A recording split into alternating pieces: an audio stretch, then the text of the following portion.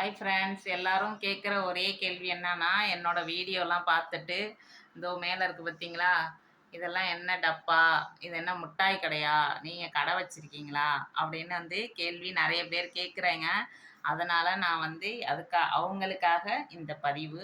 இந்த டப்பாலாம் என்ன? நான் இதுல எல்லாம் என்ன வச்சிருக்கேங்கிறது அவங்கள்ட்ட சொல்றேன். ஓகேங்களா? வாங்க வீடியோக்குள்ள போலாம். வீடியோ ஸ்கிப் பண்ணாம பாருங்க. சப்ஸ்கிரைப் பண்ணுங்க, ஷேர் பண்ணுங்க. ஓகேங்களா? வீடியோ பிடிச்சிருக்கு, உங்கள் வீட்லேயும் இப்படி தான் இருக்குது அப்படின்னா கமெண்ட் பண்ணுங்கள். வாங்க இப்போ வீடியோக்குள்ளே போகலாம். இப்போ இந்த ஃபஸ்ட்டு டப்பாலேருந்து பார்க்கலாம். இது என்ன அப்படின்னா மஞ்சக்காமலை. எங்கள் வீட்டுக்காரவங்களுக்கு மஞ்சக்காமலை இருந்துச்சு, அதனால் அதை ஒட்டி வச்சு பத்திய சாப்பாடு கொடுப்பேன். அது மறந்துடக்கூடாதுங்கிறதுக்காக நான் இங்கே ஒட்டி வச்சுருக்கேன். வருஷத்தில் எங்கள் வீட்டுக்காரவங்களுக்கு 2 ட்ரிப்பு இந்த மஞ்சக்காமலை வரும்.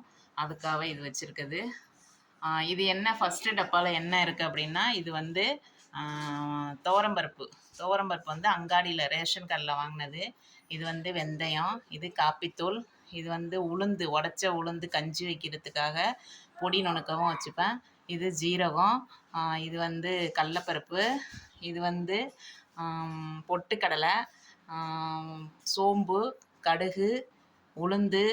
இது டீ குடிக்கிறதுக்காக சுக்கு, மல்லி, ஏலக்காய், பட்டை எல்லாம் போட்டு பொடி பண்ணி வைப்பேன். இப்போ சரியாக போயிடுச்சு. அதை மறுபடியும் அரைக்கணும். அதுக்காக சாயந்தரம் டீ குடிக்கிறப்ப இது போட்டு தான் நாங்கள் குடிப்போம்.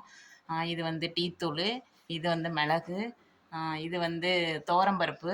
இது கடையில் வாங்கின துவரம்பருப்பு. அது நெய்.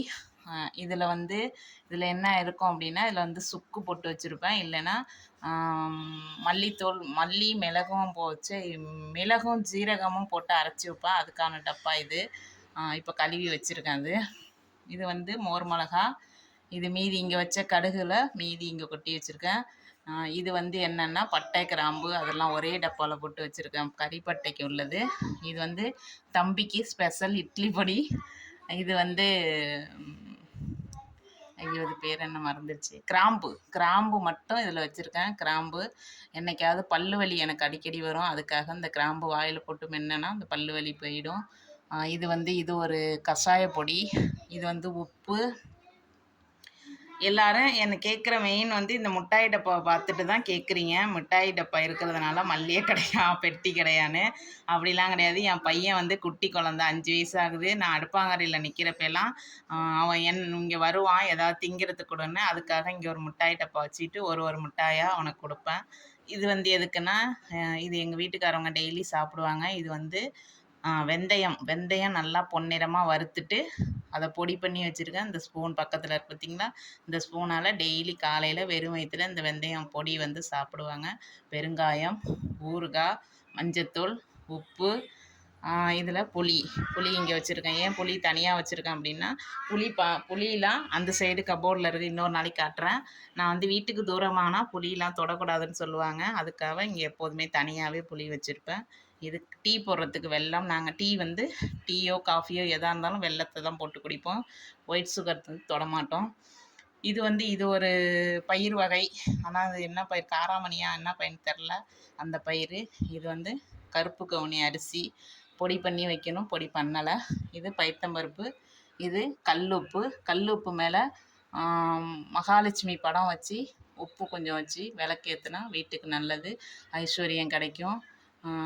சாப்பாட்டுக்கெல்லாம் எந்த குறையும் இருக்காதுங்கிறதுக்காக இது இங்கே வச்சு டெய்லி நான் இதுக்கு விளக்கேற்றுவேன்.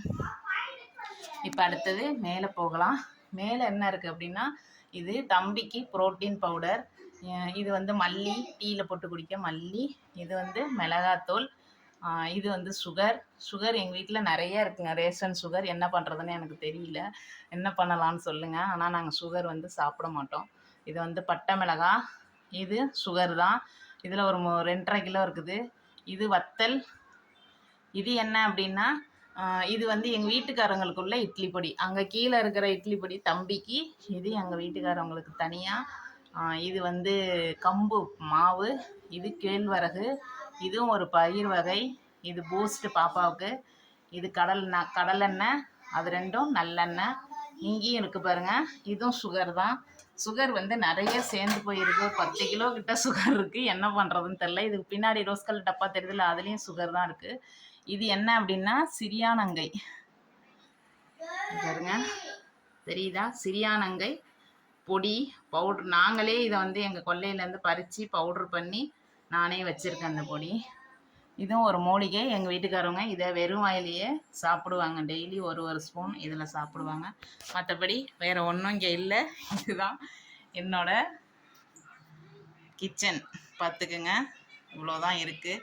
இது மாவு காலியாகிடுச்சு. இப்போ தான் மாவு இல்லாமல் தான் பசங்க. இது என்ன எழுதியிருக்கேன்னா, ஒவ்வொரு குடும்ப பெண்ணுங்களுக்கும் சொல்கிறது, சிலிண்ட்ரு நமக்கு ஒரு மாதத்துக்கு எவ்வளோ வருது, எவ்வளோ நாள் வருதுங்கிறத நான் வந்து நோட் பண்ணி வைப்பேன் கரெக்டாக. இப்போ நேற்று தான் சிலிண்ட்ரு மாற்றினேன். இங்கே வந்து எழுதணும், எழுதலை இன்னும்.